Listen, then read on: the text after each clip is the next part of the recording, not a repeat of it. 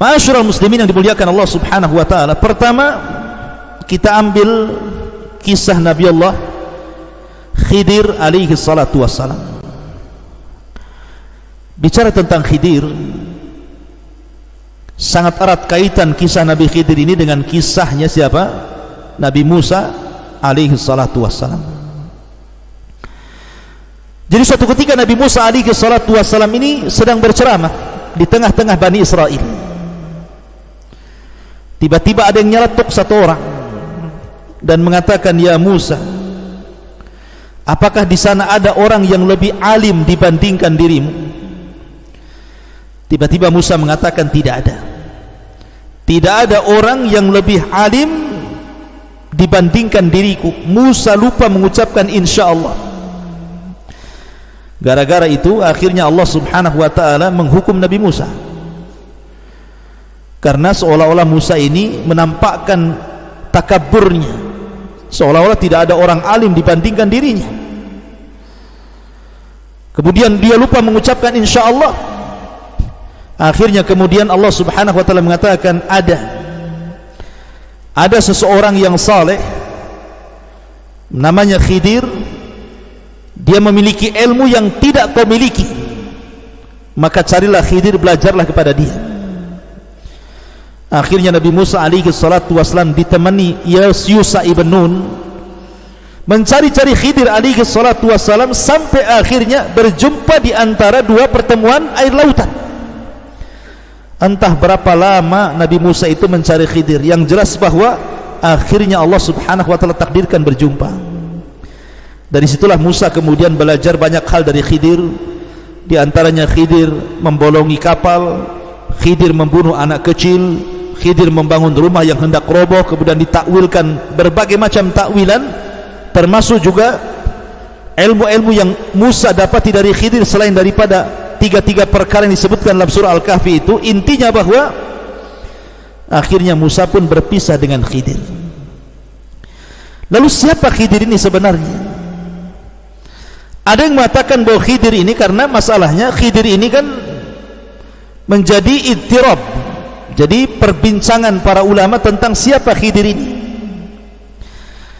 Ada yang mengatakan bahwa Khidir ini namanya adalah Balya. Nama Khidir itu adalah Balya, ba lam ya, Balya, dengan memfathah ba dan mensukun lam, Balya. Dan bapaknya namanya Malkan, dengan memfathah mim dan mensukum lam. Dan bapaknya adalah termasuk dari raja-raja Bani Israel.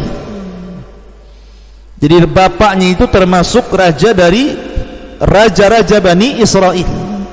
Artinya Nabi Khidir ini adalah turunan raja daripada raja-raja Bani Israel. Tetapi Khidir ini tidak mau menjadi raja.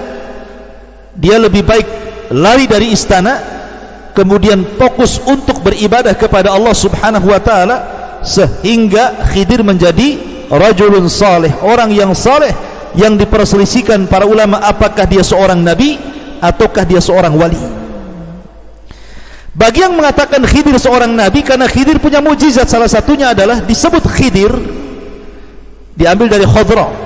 Jadi umpamanya ini tanah tandus, kering kelontang, kemudian Khidir lewat di situ, kemudian duduk, maka tiba-tiba akan tumbuh rumput, akan tumbuh tanam-tanaman, akan tumbuh tumbuh-tumbuhan, sehingga bumi gersang menjadi hijau karena dilintasi Khidir. Maka disebut Khidir karena setiap melintas di yang gersang jadi hijau. Namanya kan bukan Khidir. Khidir itu diambil dari mukjizat dia, namanya Balya, anak dari seorang raja dari raja-raja Bani Israel.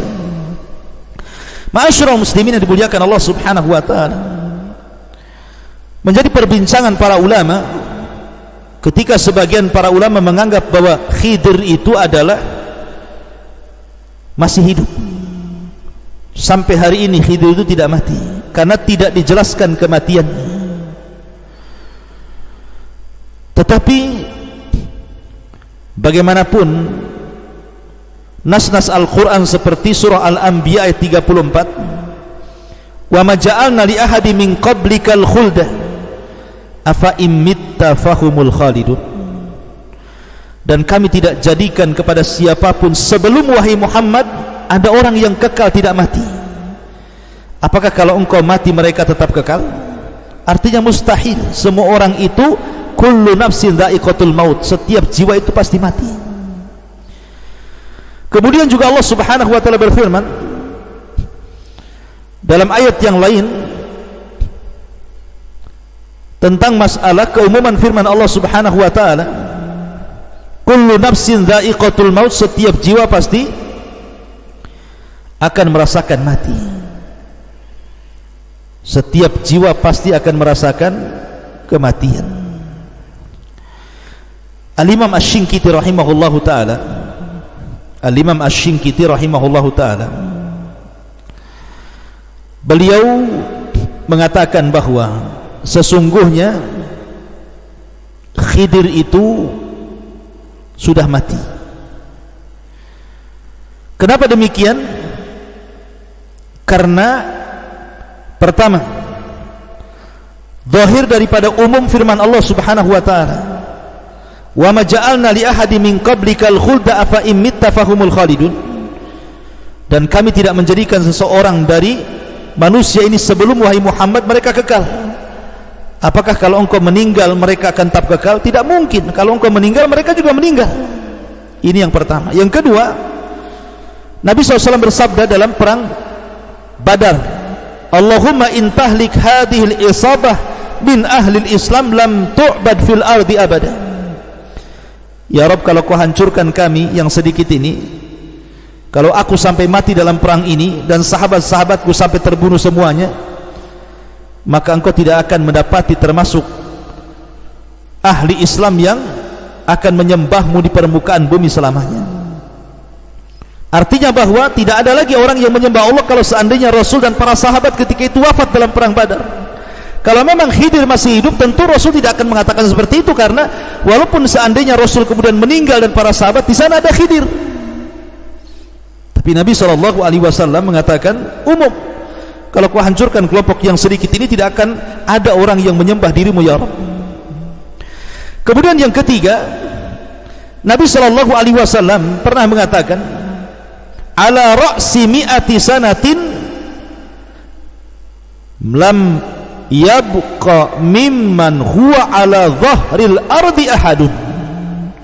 Kata Nabi SAW, tidak ada manusia melebihi 100 tahun kecuali dia akan mati di permukaan bumi. Artinya tidak ada manusia yang lewat lebih daripada 100 tahun setelah aku diutus, tidak ada orang yang hidup, apalagi Khidir. Ya, kemudian kalaulah seandainya Khidir itu hidup sampai zaman Nabi SAW, tentu Khidir tidak mungkin membiarkan Rasul SAW dihina, dicaci, dimaki, diintimidasi, bahkan diancam untuk dibunuh. Pasti Khidir akan datang menolong Rasul, berperang bersama Rasul, mengikuti agama Rasul dan memperjuangkan dakwah Rasul. Tapi kenapa di zaman Rasul Khidir tidak muncul? Menunjukkan bahwa Khidir itu sudah wafat jauh-jauh hari sebelum Nabi SAW diutus. Dan itu juga disebutkan oleh para ulama bahwa Khidir alaihi salatu wassalam, pendapat yang kuat adalah sudah meninggal dunia. Ma'asyiral muslimin yang dimuliakan Allah Subhanahu wa taala,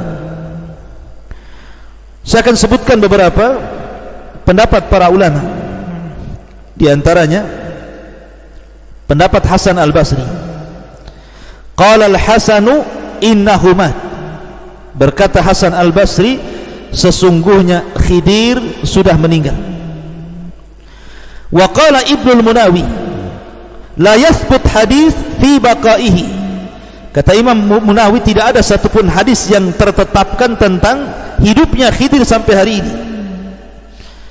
Wa qala al-Imam Abu Bakrin Ibn al-Arabi mata qabla inqidha'il mi'ati, Khidir sudah meninggal setelah lepasnya 100 tahun sebelum diutusnya Nabi SAW. Termasuk juga Imam Bukhari rahimahullahu ta'ala ketika ditanya tentang Khidir dan Ilyas, apakah keduanya masih hidup, maka Imam Bukhari memfatwakan bahwa keduanya sudah mati. Dan banyak lagi pendapat para ulama yang mengatakan bahwa Khidir itu sudah mati, kecuali Al-Imam At-Tabari menukilkan pendapat dari sebagian para ulama yang mengatakan bahwa Khidir itu masih hidup, dan ini diyakini oleh orang-orang sufi bahwa Khidir itu masih hidup di tengah-tengah kita, entah berantah di mana dia, yang jelas dia masih hidup sampai hari ini. Tapi wallahu alam, al-ilmu indallah, bahwa pendapat yang kuat bahwa Khidir itu sudah meninggal dunia. Wallahu alam, sebagaimana tadi pendapat para ulama. Kemudian yang kedua, kisah Samiri. Kemarin kita sudah menjelaskan sedikit tentang kisah Samiri. Samiri ini namanya Musa ibn Dhafar, dan Samiri disebutkan 3 kali dalam surah At-Taha. Dan Samiri adalah tokoh yang merupakan tokoh-tokoh munafik yang ada di tubuh Bani Israel di zaman Nabi Musa. Bahkan dia yang membuat kekacauan ketika Nabi Musa safar selama 40 malam untuk mendapatkan mandat Taurat. Tiba-tiba Samiri membuat patung anak sapi yang bersuara, kemudian memerintahkan manusia untuk menyembah patung sapi dan mengatakan, inilah Tuhan kita. Dan Musa bingung mencari Tuhannya, padahal Tuhannya ada di sini, katanya. Akhirnya kemudian ketika Musa alaihi salatu wassalam datang, sampai papan Tauratnya kemudian dibanting dan berkecai, akhirnya dia marah kepada Harun sehingga mengambil janggut dan kepalanya, seolah-olah Harun membiarkan ketersesatan Bani Israel sepeninggal dirinya. Tapi Harun mengatakan, ya Musa, bahwa aku sudah berusaha, tetapi mereka berani kepada aku dan mulai mengancam membunuhku. Berbeda dengan dirimu, kuat dan kau ditakuti. Akhirnya setelah itu Musa pun memanggil Samiri. Dengan lembutnya Musa mengatakan, wa ma khatbuka ya Samiri. Samiri, apa yang membuat engkau menyesatkan Bani Israel? Kata Samiri, yang membuat aku menyesatkan mereka adalah hawa nafsuku, katanya.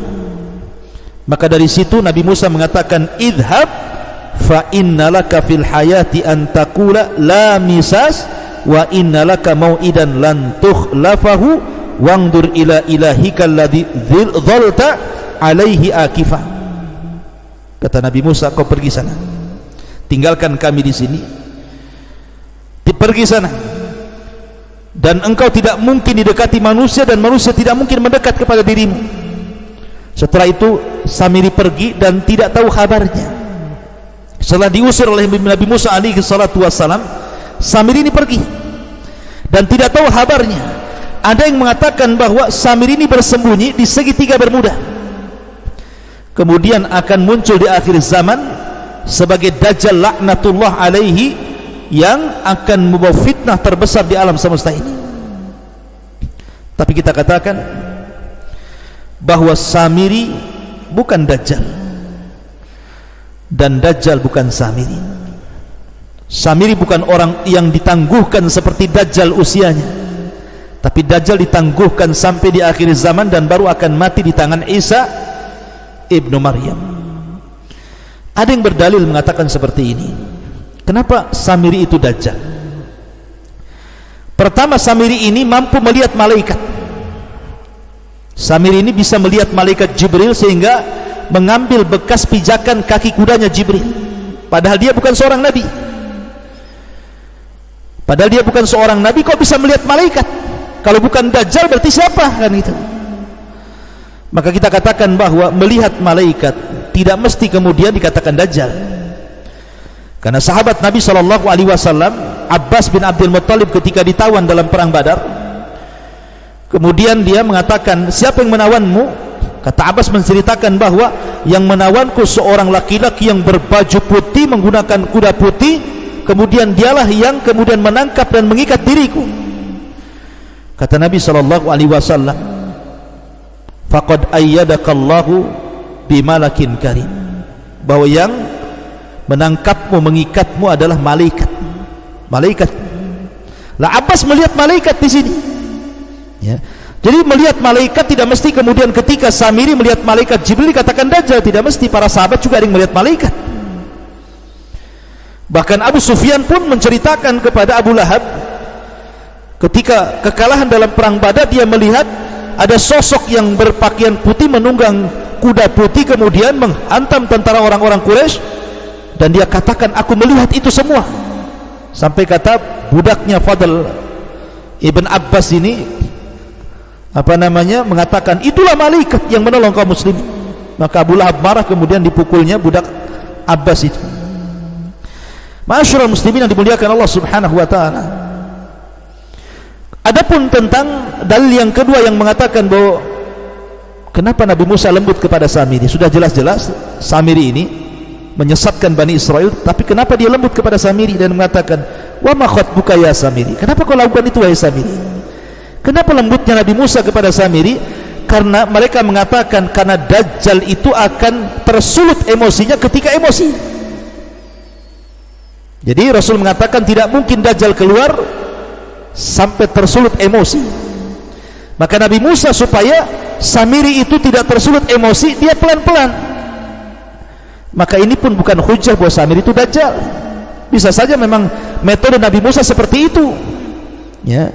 Apalagi kalau umpamanya kita katakan bahwa dia muncul di segitiga Bermuda, oh makin parah lagi, karena Dajjal itu tidak muncul dari situ. Dajjal itu muncul dari Khurasan, dari Asfahan bersama 70.000 Yahudi Asfahan, Iran. Tidak ada kaitan dengan segitiga Bermuda.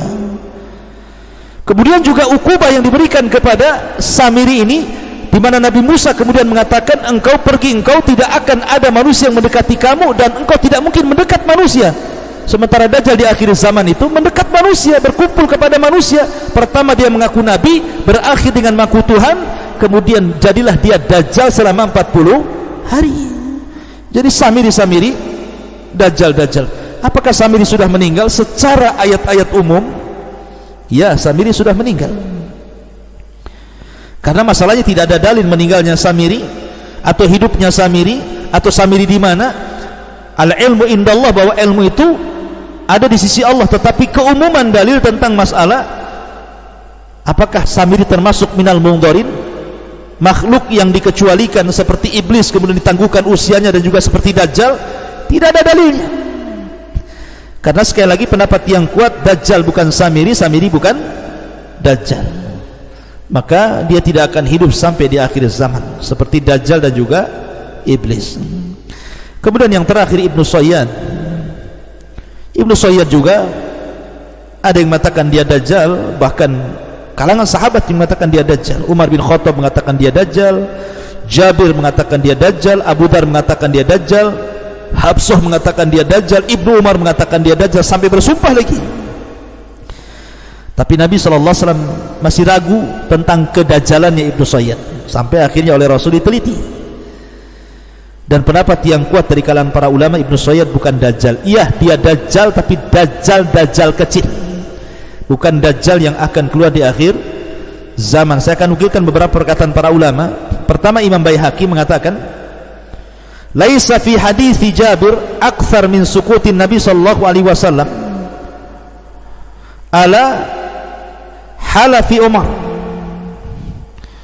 Dalam hadis Jabir tidak bisa kemudian Nabi sallallahu alaihi wasallam, diamnya Nabi sallallahu alaihi wasallam dalam hadis Jabir tentang sumpahnya Umar ini, fayahtamilu an yakuna Nabi sallallahu alaihi wasallam kana mutawakkifan fi amrihi thumma ja'ahu thabat min Allah bi annahu ghairahu ala ma taqtadihi qissat Tamim ibn Aus Ad-Dari. Karena dalam hadis Jabir ketika Umar bersumpah bahwa Ibnu Sayyad Dajjal ini mengandung banyak kemungkinan.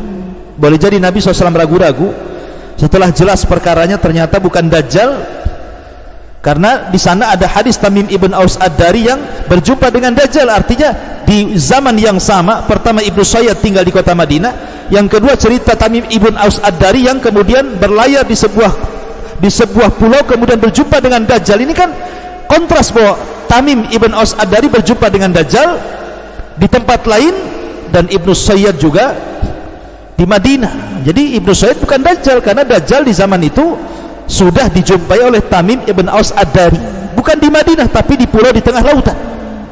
Maka dari sini menunjukkan bahwa Ibnu Sayyad bukan Dajjal. Iya, dia Dajjal, syaitan, tetapi bukan Dajjal akbar yang akan keluar di akhir zaman.